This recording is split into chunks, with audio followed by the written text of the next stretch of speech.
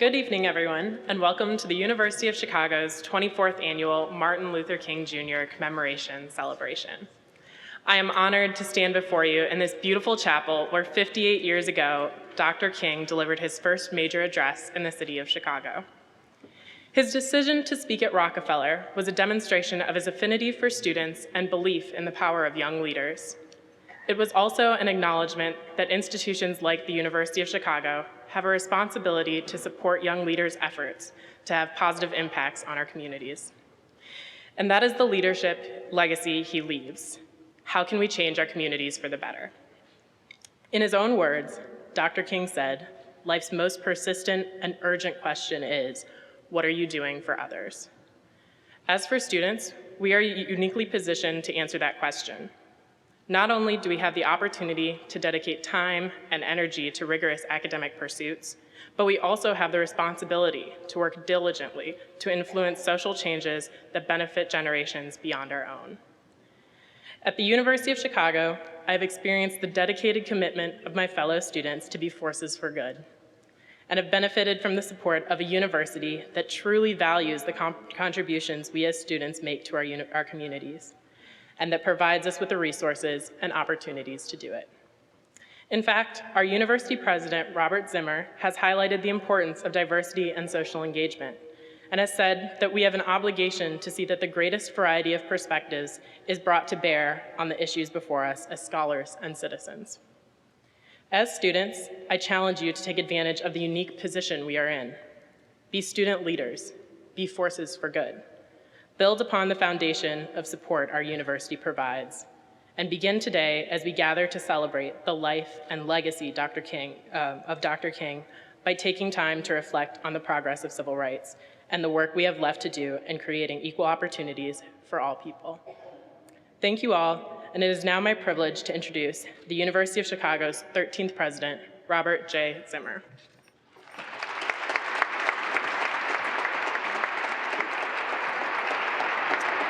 Thank you very much, Alexandra, and thanks to all of you for joining us here this evening. It's a great pleasure to welcome you to the University of Chicago's annual celebration of Dr. Martin Luther King Jr. Every year, this occasion gives us an opportunity to celebrate Dr. King as an individual of historical significance and great personal, remarkable courage.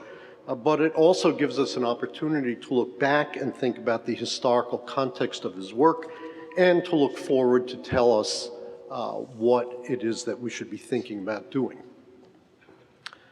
I often think about time periods, and it's only 151 years ago since Abraham Lincoln signed the Emancipation Proclamation. That was a moment that was one key step in our nation's effort to redress what was surely the most destructive and repellent part of our collective past. And in the context of all of our individual lives, 151 years ago seems like a very long time, but in reality, it's just 2 lifetimes. It's a very short period for a community to fully emerge from what was an extremely difficult situation. So one feature that we should be recognizing and celebrating today is just how great the achievements of the African American community are in this period of just 2 lifetimes, and how much these achievements have been a benefit to all of us in the nation. Dr. King was, of course, a key figure in helping the nation move forward with providing the appropriate legal, social, educational, economic, and political context for creating opportunity for the African American community in particular, but of course for others as well. This year marks the 50th anniversary of the passage of the Civil Rights Act, which in particular prohibits segregation in the United States on the basis of race, color, religion, sex, or national origin. The legislation was a major event for the nation and made real for so many the context of opportunity and participation that Dr. King stood for. The Civil Rights Act is one of the many visible and tangible outcomes of Dr. King's work. When Dr. King spoke at the University of Chicago in 1956 on one of the 3 visits he made to our campus, He told the audience that in the fight for social justice, the most important thing to remember is that you must keep moving. And this exhortation to keep moving is asking us not only to look back, but to look forward about the ongoing work that needs to be done and the opportunities that lie before us. The University of Chicago is a complex institution, many activities, many programs, affiliated communities around the world. But one of the key attributes on which we have been focused is the importance of diverse perspectives and backgrounds to our very fundamental missions of research, education, and impact.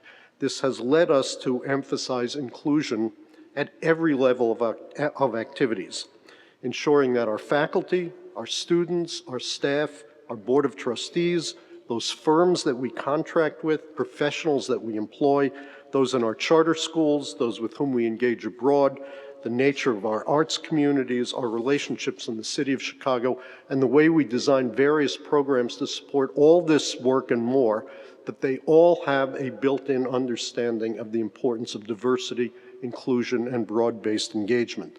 It is an ongoing effort about which we can never be complacent, in which we endeavor to follow Dr. King's exhortation to keep moving. We know we have a great deal more to do, and we are committed to doing it. Earlier this afternoon, I had the privilege of conferring this year's Diversity Leadership Awards. These are awards that recognize university alumni and staff members whose work embodies Dr. King's values and his commitment to equality and freedom for all. And I just want to highlight and recognize this year's winners. The 2014 Diversity Leadership Alumni Award is Dr. Aida Giancello, an advocate and activist for the health of women and ethnic minorities and a professor of medicine at Northwestern University. She received both her master's and doctoral degrees from the School of Social Services Administration at the University of Chicago. She's a founder of many local and national health and human service organizations and has a long career in medicine. We were fortunate to honor 2 staff members this year for the Diversity Leadership Staff Awards, Kathy Ford and Theaster Gates. Kathy Ford, Assistant Dean of Students and Advisor in the college, has championed many significant projects supporting LGBTQ equality in our university community, notably our domestic partnership benefits policy and our nation-leading mentoring program for LGBTQ students. Theaster Gates, Director of the university's Arts and Public Life Initiative and a faculty member in the Department of Visual Arts, is a Chicago-based installation artist who's been internationally recognized for his work in fostering critical engagement between diverse audiences from the local to the international level, and to an original approach to the arts and community development. He's a leader of the university's new Washington Arts Incubator. And I just asked that Theaster, Kathy, and Aida, if they would just stand and be recognized.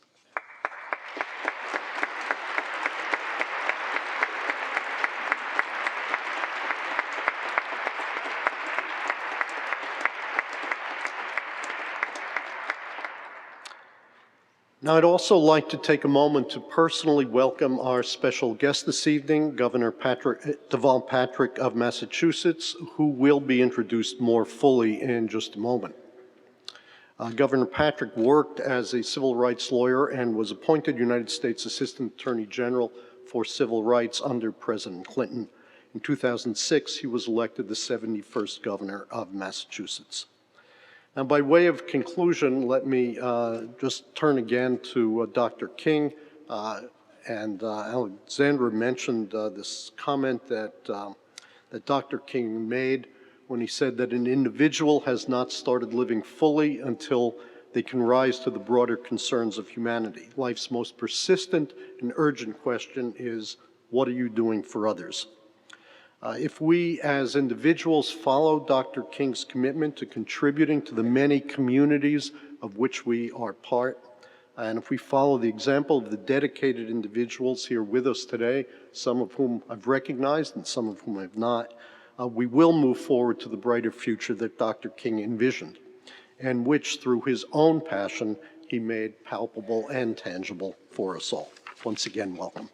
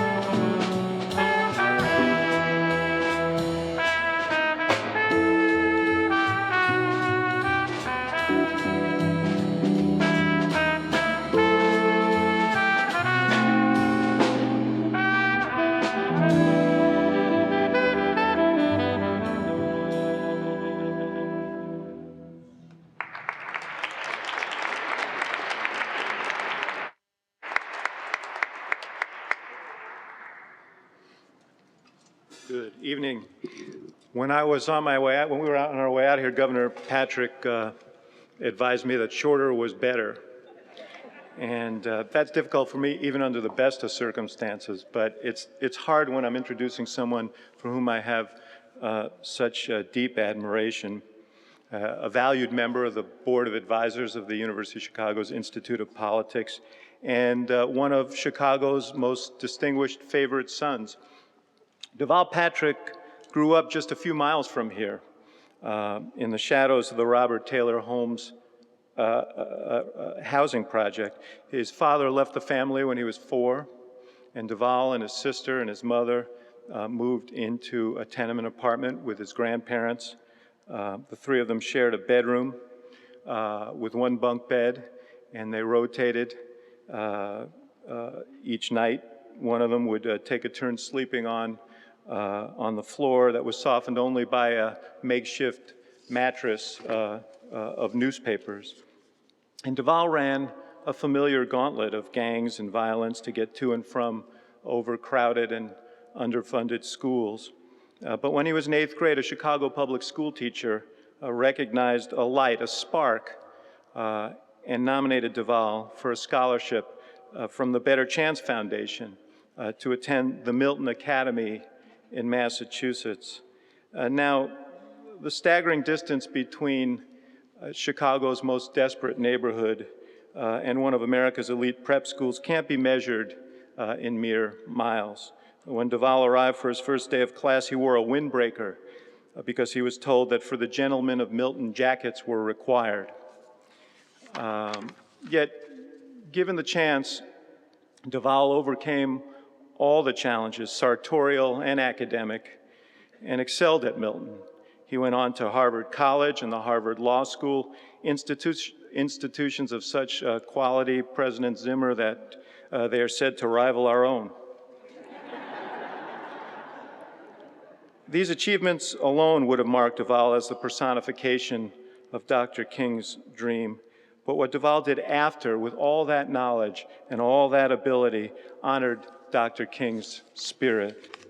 Having sprung forward, Deval reached back as an attorney for the NAACP's Legal Defense Fund, as chief of the Civil Rights Division in the United States Department of Justice, and later as general counsel to two of America's largest corporations where he broke down historic barriers.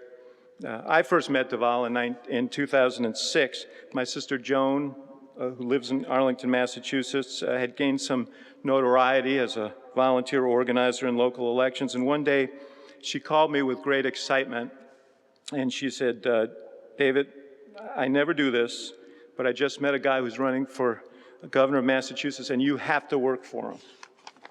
And when I finally had a chance to meet Deval, I understood exactly why she felt that way.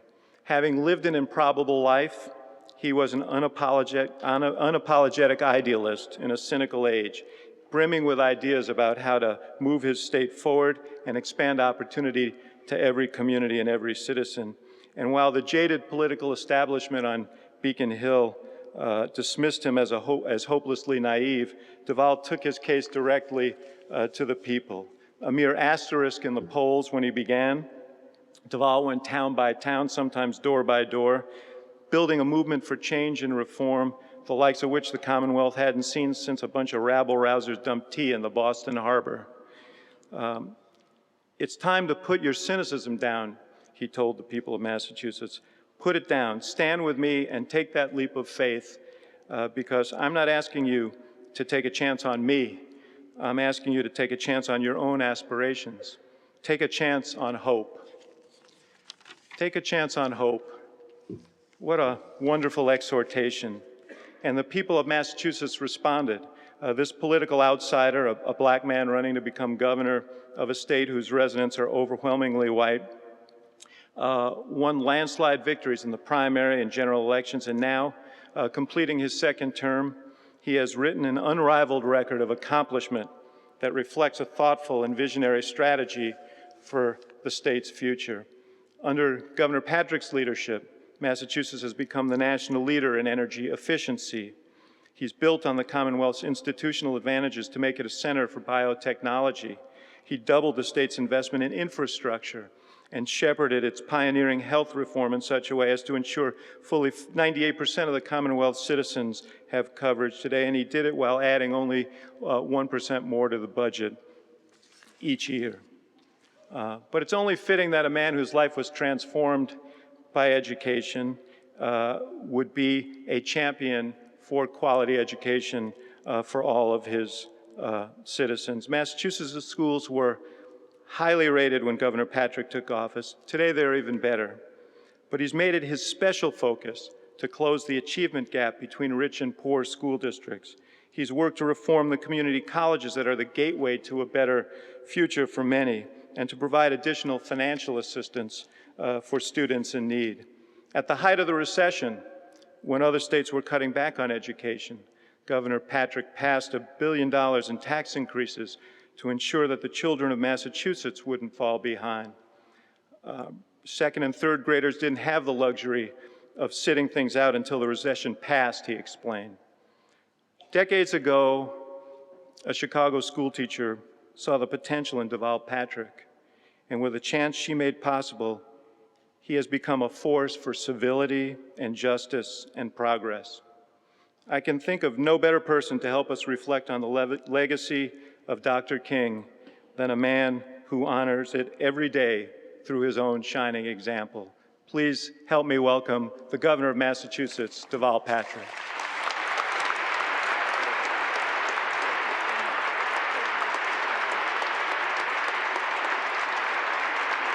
Thank you. Thank you. David, what an incredible introduction. It's, I feel like you've already said anything I would have said. You certainly told all the stories I was going to tell. I want to thank you for that and for your friendship and for the extraordinary help and coaching and leadership that you have given to this political amateur. I want to acknowledge and thank President Zimmer and all of the leadership here at the University of Chicago for being here and for the generous invitation to join you tonight. I want to acknowledge the elected officials who are here and all of the distinguished guests, ladies and gentlemen, family. Nice to see you. It's really been such a warm welcome, and I thank you. And it's a wonderful contrast to the weather tonight. But that's Chicago, right? The hawk is here. Thank you all for having me.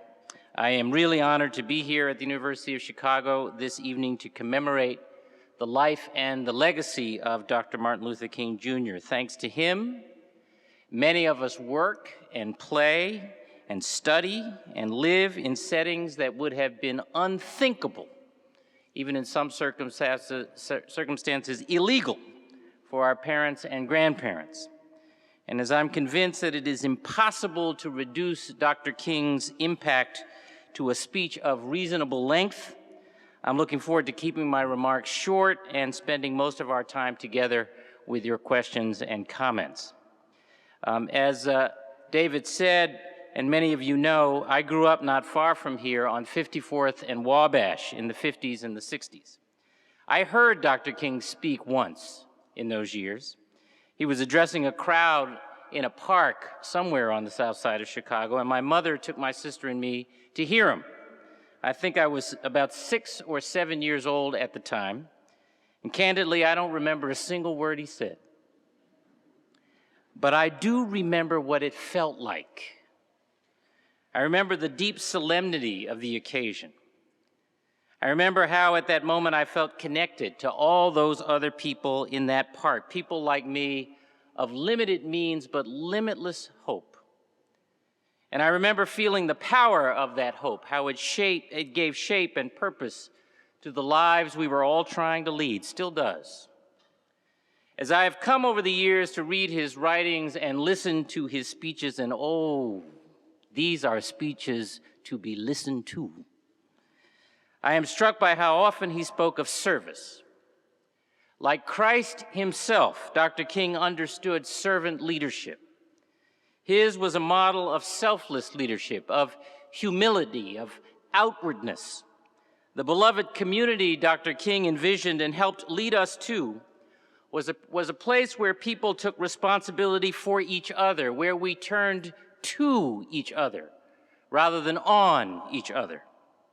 As he put it, and as several speakers have acknowledged already tonight, life's most persistent and urgent question is, what are you doing for others?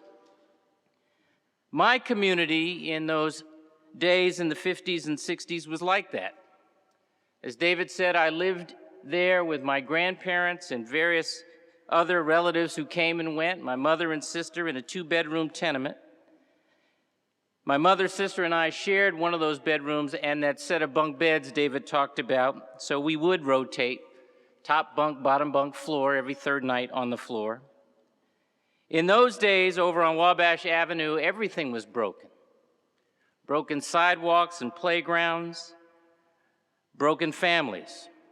There was a whole lot we didn't have. But one thing we did have was a very strong sense of community. Because those were days when every child was under the jurisdiction of every single adult on the block. If you messed up down the street in front of Ms. Jones, she'd go upside your head as if you were hers and then call home. So you got it 2 times. I have to digress here and tell you about a wonderful experience I had last year when the street along my old block was renamed after me. I was dreading the ceremony, candidly, because it's a little embarrassing and because it's usually the kind of thing that happens to people who are dead. But it was a lovely occasion, made more so by the unexpected presence of kids from a school in the next block who were permitted to come out and watch the scene and say hello. I know from experience what can happen when you give a kid a chance to imagine a positive path like mine. In any event, after the new street signs were unveiled, we took a walk down the block to take pictures in front of the place where I lived, in fact, where I was born. Some of the staff who were with me had heard me describe this place and this neighborhood in countless speeches in terms very like those I've used tonight. They had heard me describe Ms. Jones and just assumed she was a metaphor for caring adults on the block. So I was delighted when Ms. Carrie Jones came toddling up to see what all the fuss was about. Of course, she is only now the age I thought she was when I was a kid on the South Side.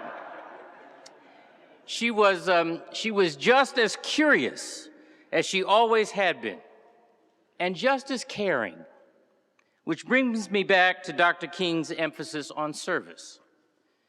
See, his emphasis was not on the service of those elected or appointed to high office.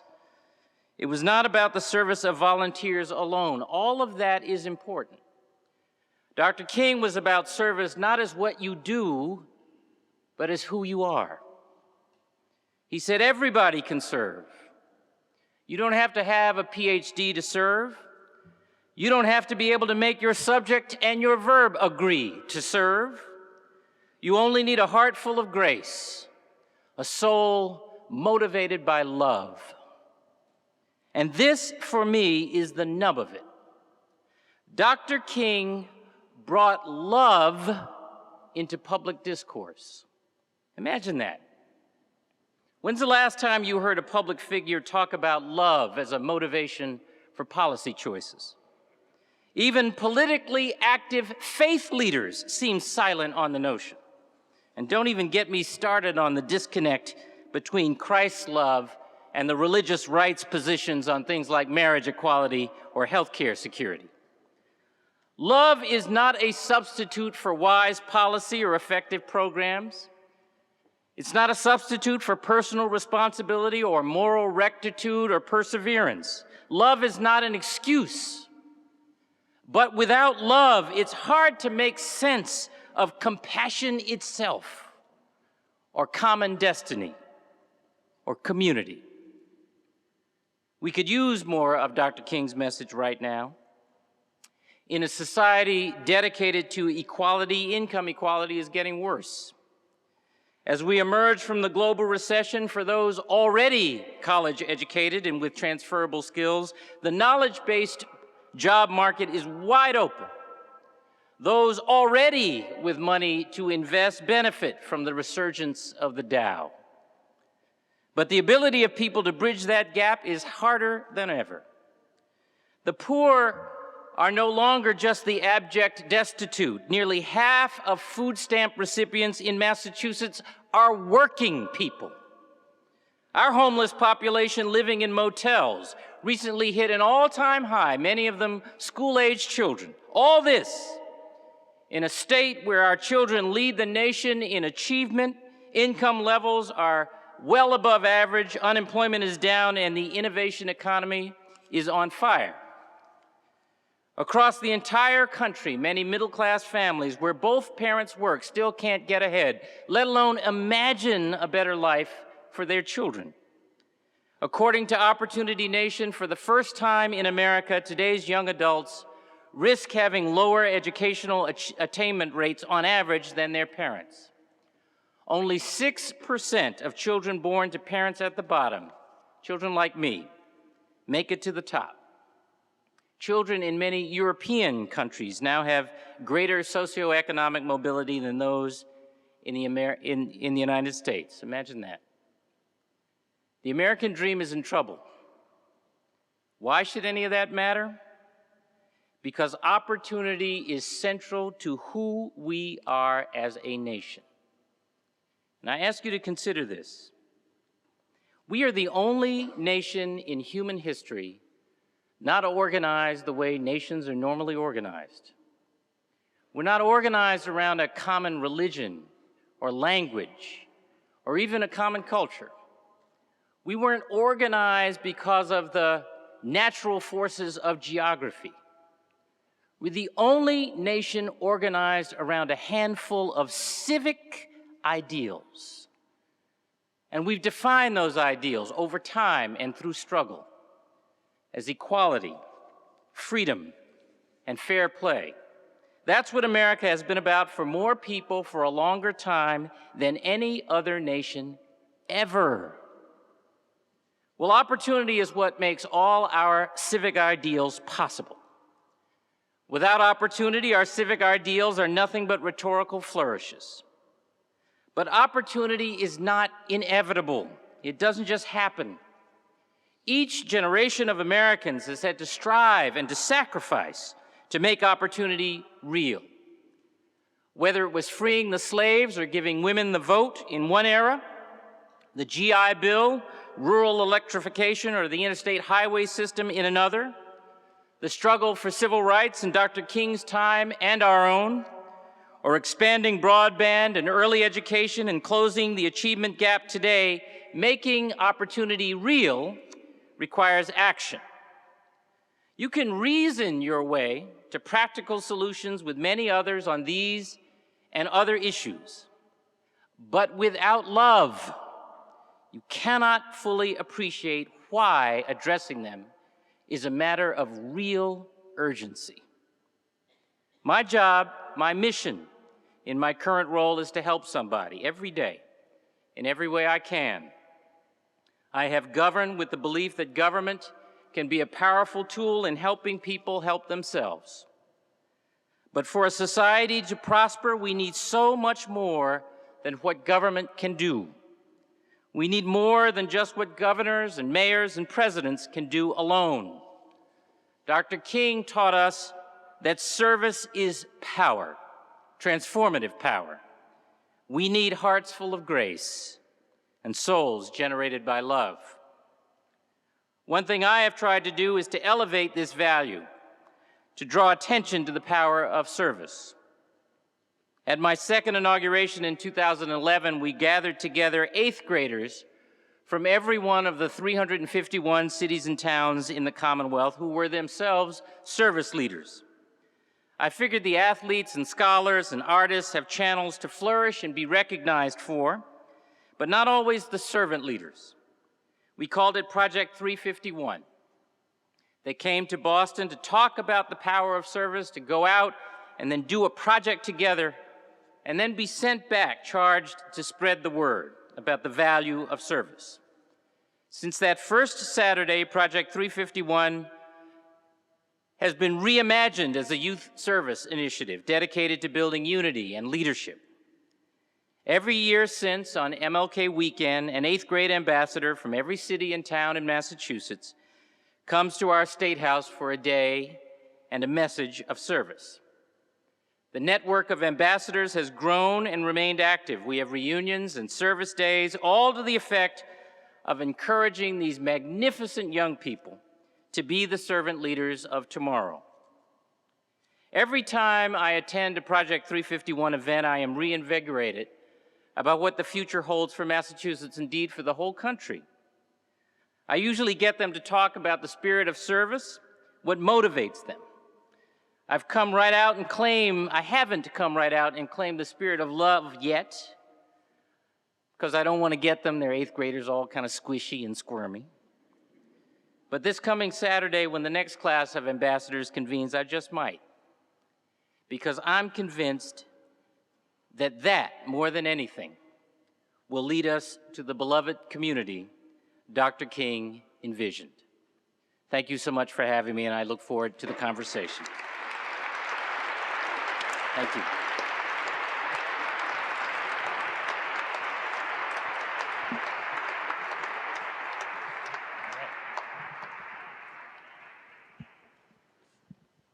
So after those inspiring and provocative remarks, we invite questions from the audience. There's a microphone down the center aisle, and please step up. And I think we can take 4 or 5 questions, I'm told. So I don't want those at the end of the line to be disappointed.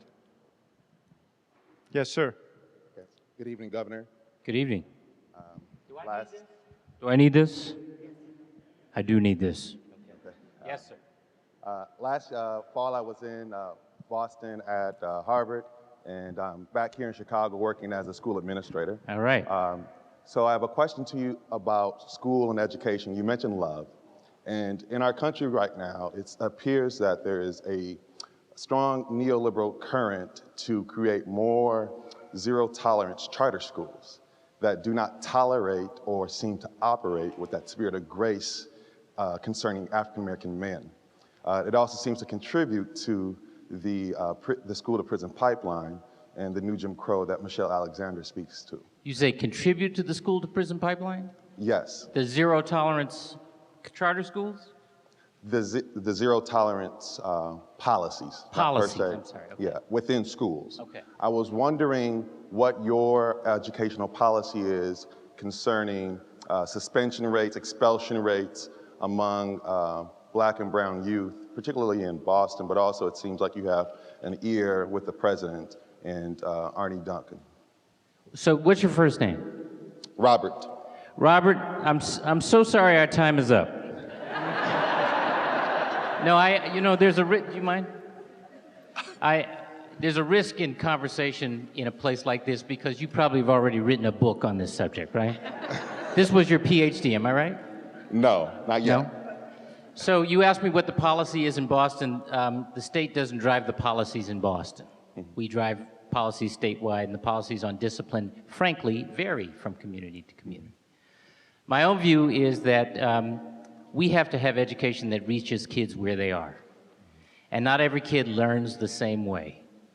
And that has implications, it seems to me, for everything from the length of the school day or year, right? Because we still have a calendar and a schedule that's based on farming, to, and I don't mean just us, I mean, that's the norm nationally, to how we imagine what a classroom is. A lot of kids, we were talking about this at a Q&A earlier with some students, a lot of kids learn by doing. They learn by touch and not by sitting in a classroom in the traditional, do you want me to stand up straight if you're gonna photograph me like that? Okay. So, I think there are gonna be some kids whose, and you will know this, and as a parent, I know this, whose disciplinary actions don't have to do with them being bad kids, but have to do with them being hungry, distracted, scared, what have you. I, for one, do not believe that educational success depends on one strategy, a one-size-fits-all. And so I don't have one answer. My view, I do believe, I will say this categorically, and I know there's some research on the other side of this, small classes matter, especially for younger kids. Well, look, I'm not a policy, I'm saying this as a parent and as a student. Kids are hungry for the attention of adults. They're hungry for the attention. They may not want that attention to come from mom and dad, but they want somebody to pay attention to them, and to care about them and to love them. And that's hard to do in a class with 30 or 40 kids. I've been in those classes as a student. It's easier to do in a class of a dozen kids. I've been in those classes as a student. So that's my 2 cents. Thank you. Thank you. Yes, sir. Yes. How's it going, Governor Patrick? I'm Tom Snyder. I just graduated this year from your undergrad institution, and now I'm here doing a JD PhD, PhD in history. And sort of looking back on the past 50 years, it's the 50th anniversary of the War on Poverty, President Johnson's speech at the University of Michigan. And I've been reading a lot of articles in the Washington Post, and they've been very, I guess, difficult for me to read because there's not a discourse in Washington right now about renewing the war on poverty, renewing this idea of rebuilding urban centers, rebuilding urban communities, expanding social programs. What do the Democrats have to do in the next election to shift that talk towards urban renewal, towards programs that help the least among us? Not in the least sense being that these people don't matter, but they matter the most to building a strong community. And how can the Democrats really seize upon that idea and bring back this sense that we have to help those who have the most need in our society? Tom, that's a huge question. There are two things Democrats need to do, in my view, and remember, I am an amateur. I've only run for one office 2 times. The first thing Democrats have to do, I believe, is free ourselves from some of the constraints of conventional political orthodoxy. Our language, I mean, we are fabulous at talking about what's wrong with the other side. We don't have as much to say about what's right with us. That's the first thing. Second thing, and I've made this point before, is grow a backbone. We get very nervous when a good idea is challenged, or a good idea that might be time to be updated is criticized or something like that. We get very nervous about that. We don't go to the values question. And to me, I mean, let me just put my bona fides out there, come clean with you. I'm a capitalist. Now, I'm not a market fundamentalist. I don't think the market gets everything just right all the time. I don't think government should solve every problem in everybody's life, but I do think government has a role in helping people help themselves. And I think Democrats would go a long way, and frankly, leaders would go a long way in calling out how the war on poverty turned into a war on poor people, and elevating frankly, this idea of the American dream. Because this is what I was trying to get at in my remarks. If you walk away from a story like mine, a personal story like mine, if you say that's yesterday, we're done. We are done, because that is what this country is about. It's not just a tag on to other stuff. That is what we are about. And if that is what we are about, we have to do the things on both the public and the private side that are enabling of people. And it may range from how we invest, again, in our basic infrastructure. And by that, I don't just mean roads, rails, and bridges. I mean broadband, I mean healthcare, I mean all the stuff, I mean good schools, all the things the public builds as a platform for personal ambition and private investment, for that matter. And stop being nervous about that. Stop being uncomfortable about that. And by the way, all the evidence on the other side that the way you grow is just by, cutting taxes, crushing unions, and waiting, the evidence is on our side of that argument, overwhelmingly. So you ask me what Democrats need to do. I think Democrats need to go to values, grow a backbone, and then on the political side, run at the grassroots. Because frankly, regular old citizens, all those poor folks who've been in straits for a long time, but the middle class who are a paycheck away from being poor, they get it. They get this. And they I think, would respond to something other than what is offered by the hard right, which is just being mad. Thank you. But you got to ask David. He would know better than me. Governor, we're going to get these final questions, and I just want to ask one follow-up to this, because since we're commemorating Dr. King, we ought to acknowledge how things have changed in our economy since Dr. King. And we've seen this rapid increase in technology, the rapid advance of technology, globalization, that have made many jobs that were good middle-class jobs and good opportunities for unskilled workers to make a good living obsolete. And I know that a lot of what you've done in Massachusetts is with that in mind. What is the strategy for pushing back on these economic forces that are a byproduct of the system, the capitalist system that you embrace, that most people do? So I was at, you remember the city of Pittsfield? Mm-hmm. Pittsfield is a medium-sized small city in western Massachusetts where GE had a presence for a long time. And it was kind of a company town. GE wouldn't describe it that way, but they were the biggest game in town for a long time. And in the 1970s, I think it was, maybe early 80s, GE pulled out fast, and it was shattering to the town.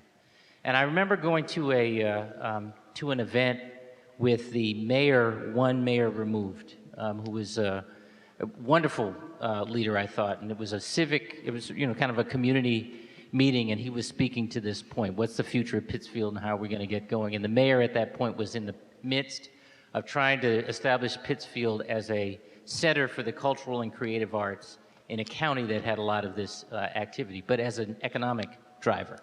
And he made a comment to one of the, if I may describe in this way, old-timers, who was saying, the economy's changed and GE left and all that. He said, I'm paraphrasing, the sooner we stop mourning the loss of GE and start facing the future, the better off we will be. And so in Massachusetts, we have stopped fretting about the kinds of, as you said, when Dr. King was alive, people worked in manufacturing jobs for their whole lives and retired with pensions, and it was a good thing. But but because that has gone from much, not all, of Massachusetts, doesn't mean that our solution lies in trying to figure out how to go back. Our solution lies, I believe, in preparing people for the kinds of jobs we have. And they're not all PhD jobs. They're going to be a level of skills, though, that require more than a high school degree, but not necessarily a college degree. That's what the community college reform that you mentioned was about. How do we get the community colleges to serve as a workforce training platform and be connected to the economy in the regions where they operate? I will tell you that the early returns, just as one data point, advanced manufacturing, right? Pipe fitters today need to know how to read plan, right? It's different. They need to know how to read. We've had a 50% increase in advanced manufacturing growth, job growth, in the last 3 years in Massachusetts over what it was in the previous 2 administrations before ours. And remember, in the last 3 years, it wasn't so good economically. So there's a way forward. That's not the only way. There's a way forward, but I think it is about embracing those new realities. And I'll say just this one last thing. On the national policy level, we all talk about the globalization of the economy, and there is a lot of truth in that. But what, in my observation, is globalized is capital, not labor. In order for labor to be globalized truly, in order for labor to move as freely as capital does, for our broad economic benefit, we have got to have modernization of our immigration laws. It's holding us back, and it's also wrong in its current form. You good? All right. Hi. Well, Hi. For one, if anyone thinks I'm a girl, I'm not. What's your But name? my question was, what was your childhood like? What's your name? Rioma. Rioma? If you can't pronounce that, my name is James. Okay. What was my child? How old are you, James? 9. 9. What was my childhood like? I'm trying to think what I was doing when I was 9. What grade are you in? 4th. So I was at school at the Terrell School, which is, the building's still there, but the name is gone. It's on 54th and State. All the Robert Taylor homes were up and active, and the school was built for the population in the projects and the neighborhood, neighbors close by. We were probably 30 kids in a classroom. We had these great, strong, dedicated teachers. They were frankly, the only people with college education I was around. They loved us. You say you were in 4th grade. My 3rd grade teacher, Mrs. Threet, came to my inauguration. She had such an impact on me, and I stayed in touch with her. My 6th grade teacher in that same school taught us to count and say the greetings in German, took us to the first opera I'd ever been to. I didn't know what they were singing about. I still don't know, but I love it. There was a new movie out at the time called The Sound of Music, and she took us to it to use it as a teaching platform for the rise of the Nazis and modern European history. You know, she was the first person who helped me imagine what it might be like to be a citizen of the world, which for a kid of 9 or 10 or 12 in those days in the 50s was huge, and I think it's still huge. So there were those good things. You know, we also had troubles. We had violence and drugs and gang activity. You know, it was different then, but there was gang activity, and I was protected from that by those teachers, a grandmother who would take no prisoners. Am I right, Renee? And the church ladies, those women in hats who would come in, and you know, we had to go to church every Sunday before breakfast. That is a nun. Yeah. What's that? That is a nun. Okay. Thank you. Thank you for your question. Thank you. Thank you. Thank you, Governor Patrick, for coming and for your words. Thank you. My question has to do with a recent development in your state. As I understand, your state Supreme Court recently removed retroactively all juvenile life without parole sentences with your blessing. And I'm wondering how you deal with civil rights as governor and how your training and work as a civil rights attorney impacts your work. What's your first name? Matt. Matt? Yeah. So you mean in particular in that case, or generally? Yeah. Well, first of all, in that case, I wasn't. You know, I'm governor now, so I'm not the chief lawyer, but I support that outcome in the case, because what the court said was not that there couldn't be life for a juvenile who had committed a violent crime, but that it couldn't be automatic, and that there had to be a point at some point, decades out, when public officials and corrections officials and rehabilitation experts and families of victims had a conversation about whether the person was ready to re-enter public life. And to me, that is a wise decision. I got a very, very poignant letter from the parents of a woman who was, I think, a teacher who was killed by her student after my public comments on that letter, and it was absolutely wrenching. And I tried to reply to them that I understood their pain and their anger, and I wasn't saying that any given individual should necessarily be hastily paroled. But I would just say, as a general matter, I think. Frankly, the warehousing of people has proven to be a failed public policy. And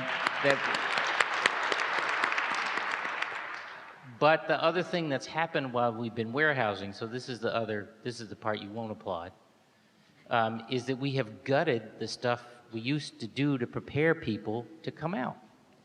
So if we're not going to have warehousing, we got to, and we shouldn't, for a whole host of reasons, then we're going to have to put in the kinds of programs that enable people to step down and be ready to rejoin productive life. And by the way, 97% of the people in prison come out one day anyway. And in Massachusetts, they've been coming out more dangerous than they were when they went in.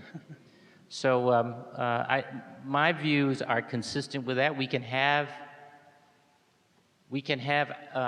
outrage, we can have, and we should have firm and swift justice, but we also have to be sensible in how we manage that and manage criminal justice, mindful that one day people will rejoin society, and we want them to be productive members when they do.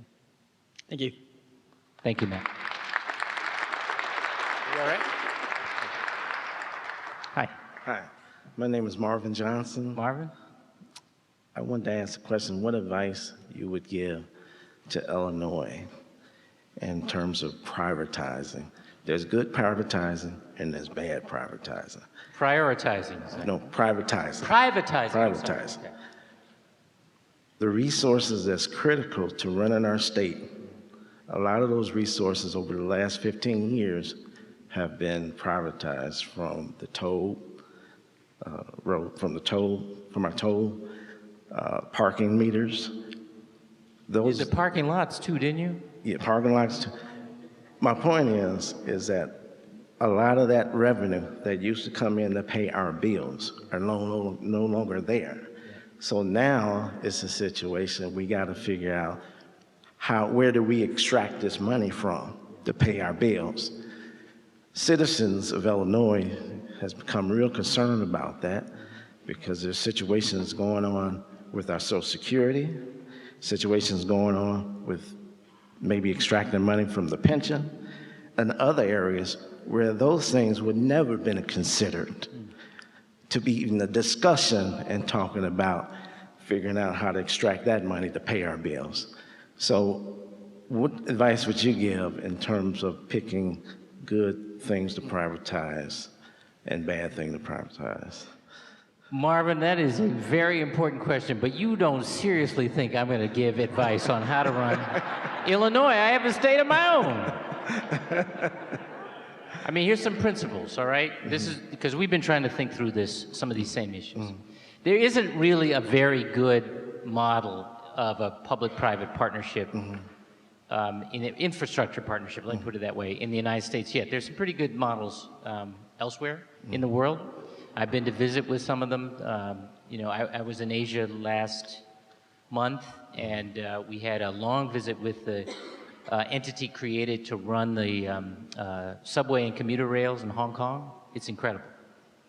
It's a great system, and it works very well, and they pay a dividend to Hong Kong of about $1 billion, $1.5 billion every year. So that's right, they've thought through that, and they thought it through beyond the rail piece, but the real estate piece as well. It works pretty well.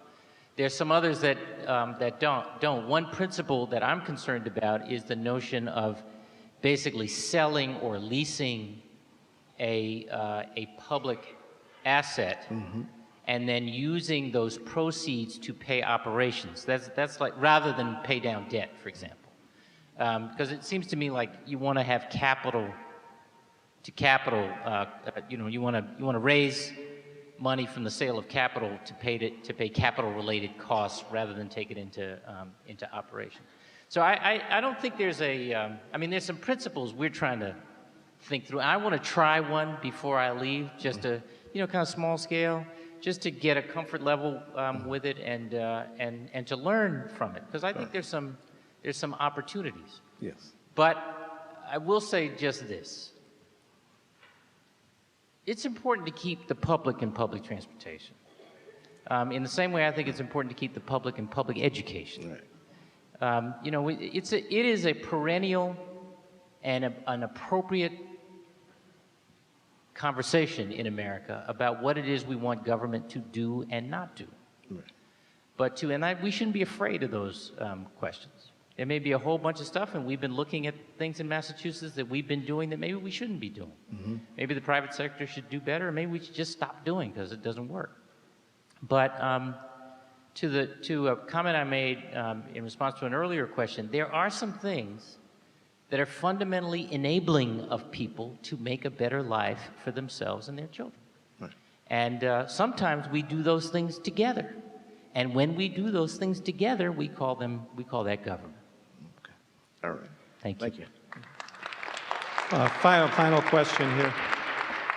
Thank you. Governor Patrick, Hi. thank you so much for coming to Illinois. Thank you. We are so grateful to have you here. Thank you. I'm attorney Brunel Donald. And sir, I have been up and down this state, shaking hands with people, watching hopelessness, hurt, suffering, fear, uncertainty about everything. Our state is very ill, sir.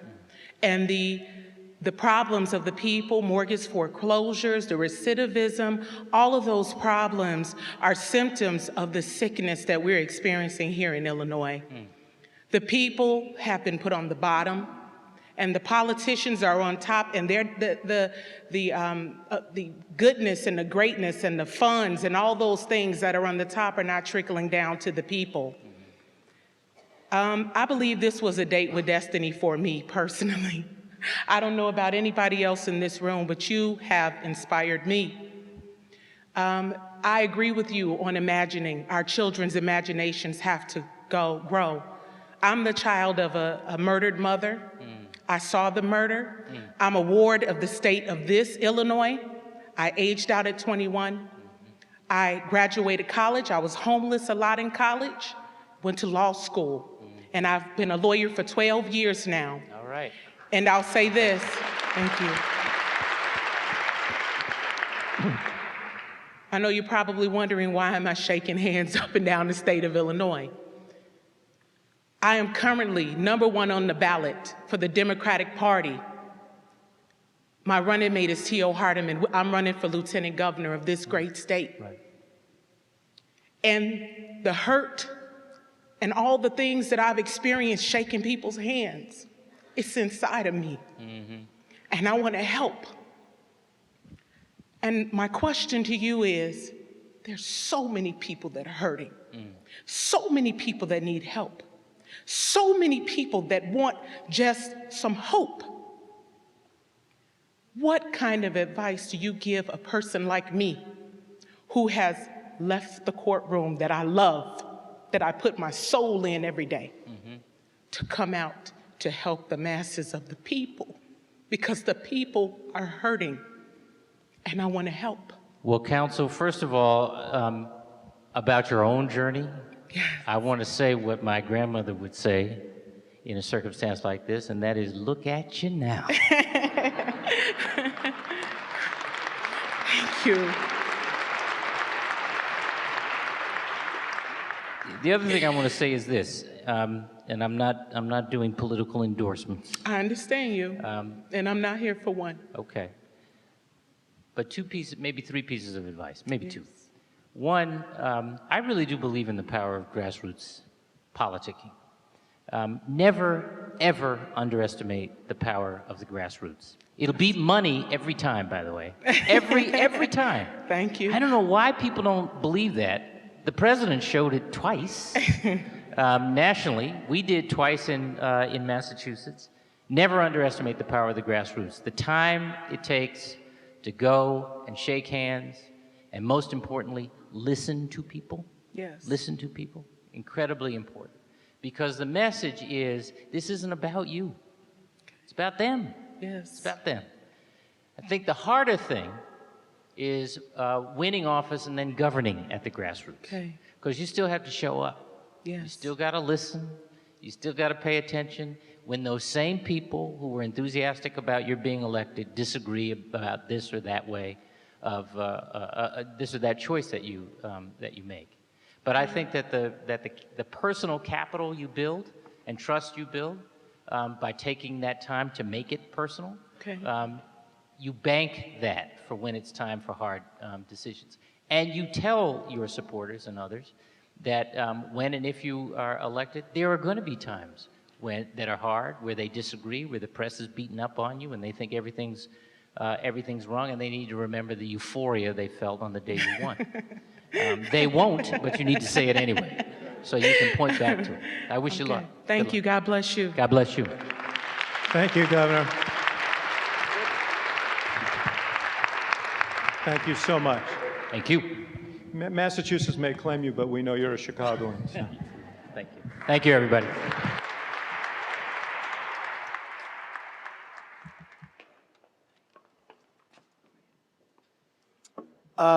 Hey, okay. I'm Malcolm Lennon. I'm the guy after that amazing speech. One more time for the governor.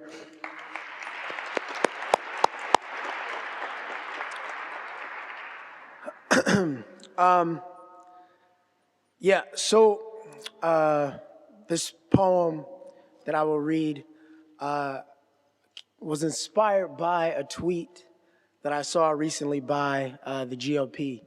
And it was a mistake nonetheless, but it said racism, it was in commemoration of Rosa Parks, and it said, we would like to celebrate Rosa Parks in her fight to end racism. And all of my friends thought it was hilarious, as if it didn't exist anymore. And so this piece is called New Year's Revolution, but it is sort of inspired by that piece. And continuing the legacy of MLK and what he believed in, you know, I think it is apparent to say where we are from my observation here in 2014.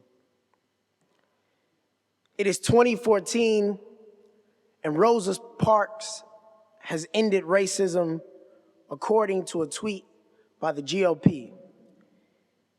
It is 2014, and Al Sharpton is on TV. It is 2014, and people still say to me, "You're so articulate." Their surprised tone, a coded language meaning my skin. It is 2014, and last month I was pulled over 11 times in 2 weeks for. It is 2014, and I've worked at Northwestern Bloom Legal Clinic as an educator for a year now. My colleagues still don't recognize me in my hoodie and fitted cap.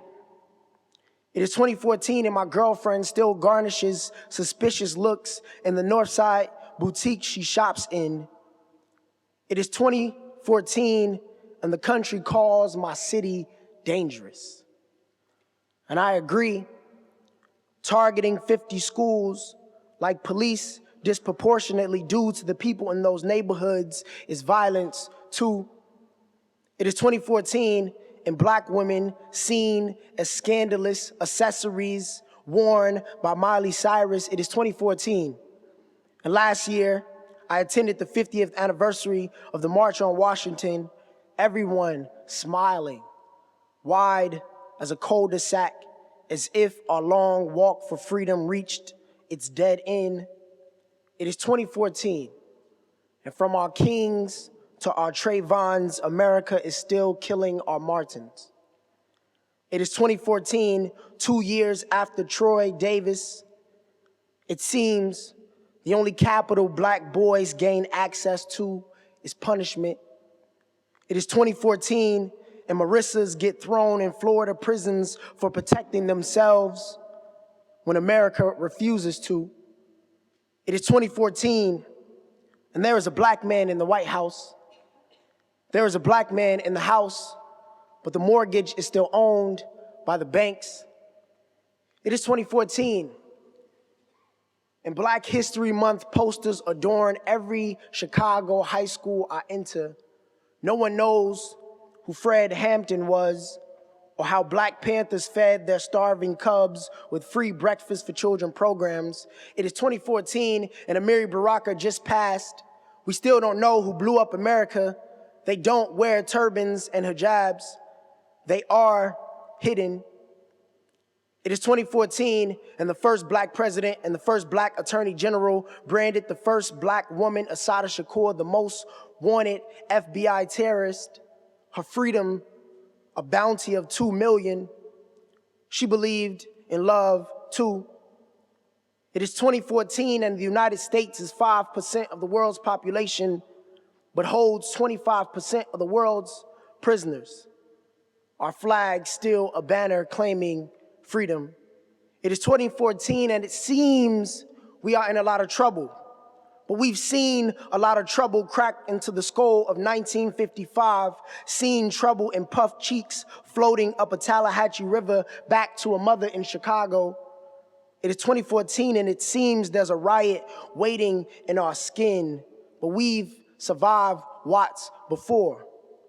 It is 2014 and we've seen a lot of trouble, but we've seen 1963, Birmingham and Selma. It seems we're in a lot of trouble. It is 2014 and it seems we are reaching our peak, but we've seen the mountaintop before, seen trouble on the balcony of a Lorraine Motel in Tennessee, in the barrel of a shotgun in the Audubon Ballroom in Harlem. It is 2014 and my students only know Martin Luther King, rarely Malcolm X, barely know themselves. It is 2014, but I still believe we dream even amongst the nightmares. It is 2014, and we continue to carry the torch of the churches and the buses and the sidewalks full of people uniting under the same principle that justice is what love looks like in public. And it is 2014, and I know we still fight. We still have fight left. We still love hard like a brick being thrown in Marquette Park, marching for equal housing, but still having room for compassion. It is 2014, and racism is still alive, but so are we.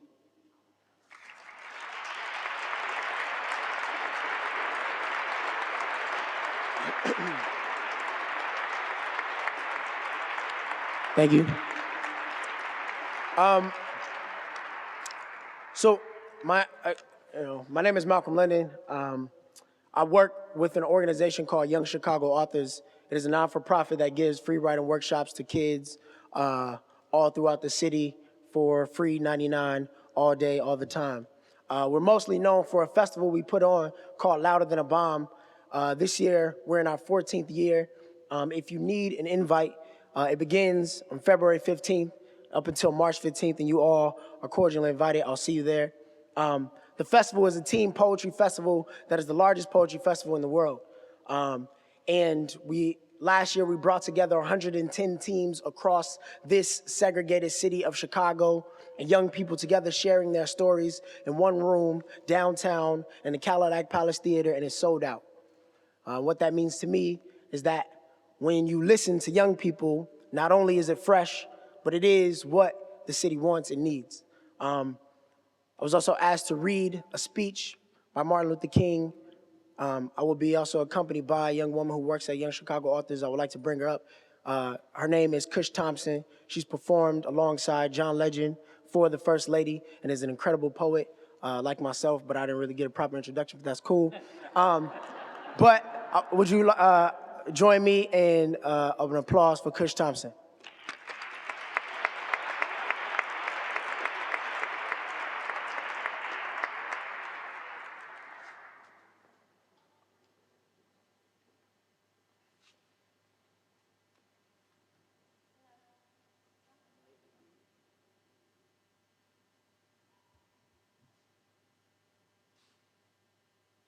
I knew that. Can you hear me now? Hello, okay.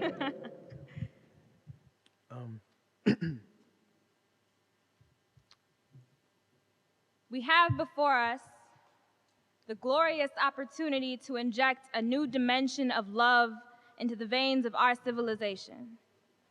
There is still a voice crying out in terms that echo across the generations, saying, "Love your enemies, bless them that curse you, pray for them that despitefully use you, that you may be the children of your Father which is in heaven." This love might well be the salvation of our civilization. This is why I am so impressed with our motto for the week: freedom and justice through love. not through violence, not through hate, not even through boycotts, but through love. It is true that as we struggle for freedom in America, we will have to boycott at times. But we must remember as we boycott that a boycott is not an end within itself. It is merely a means to awaken a sense of shame within the oppressor and challenge his false sense of superiority. But in the end, it is reconciliation. The end is redemption. The end is the creation of a beloved community.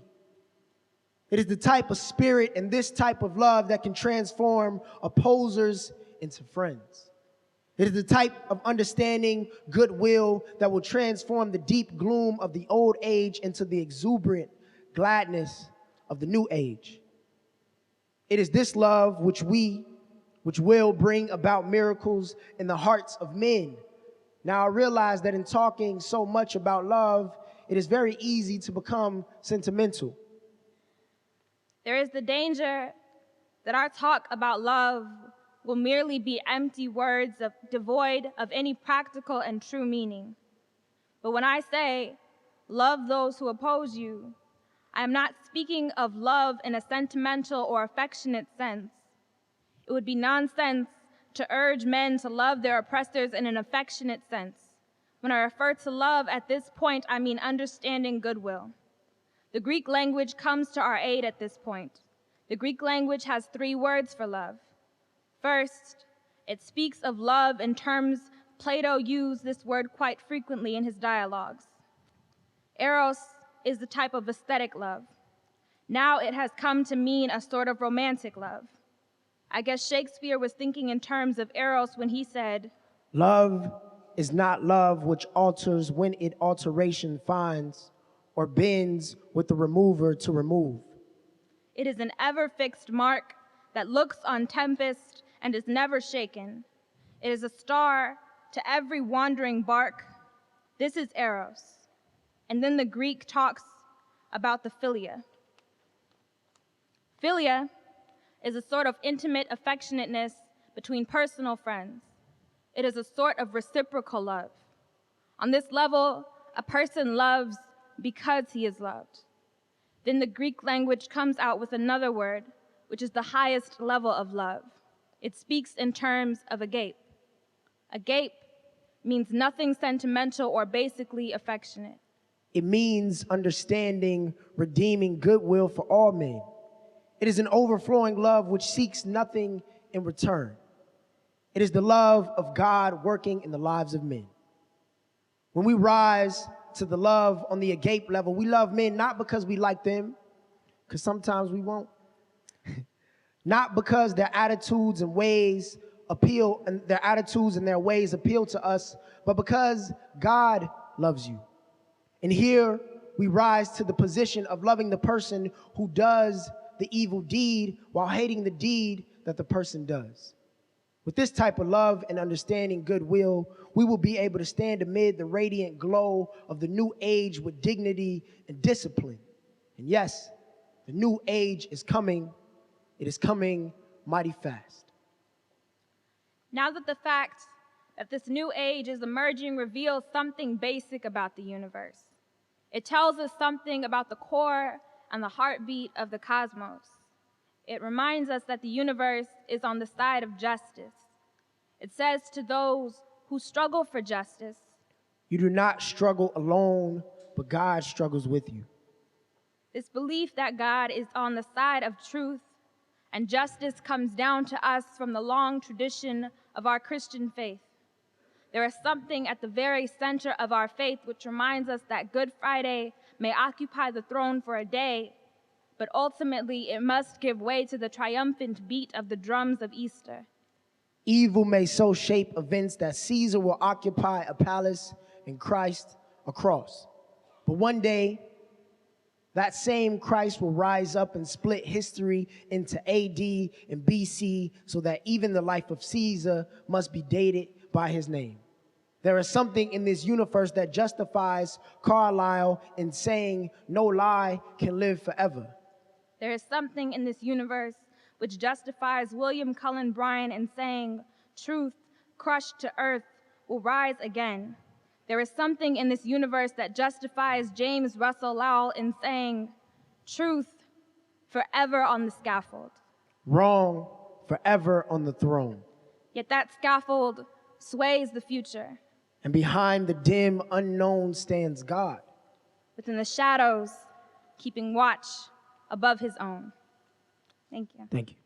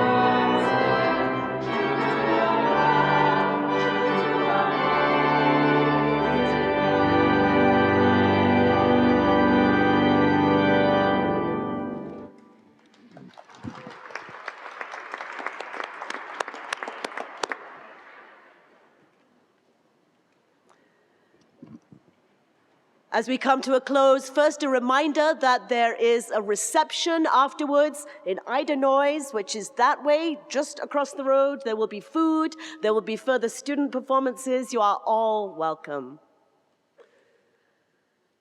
As we've already noted in this celebration, We remember with gratitude Dr. King's visits to the university and to this chapel.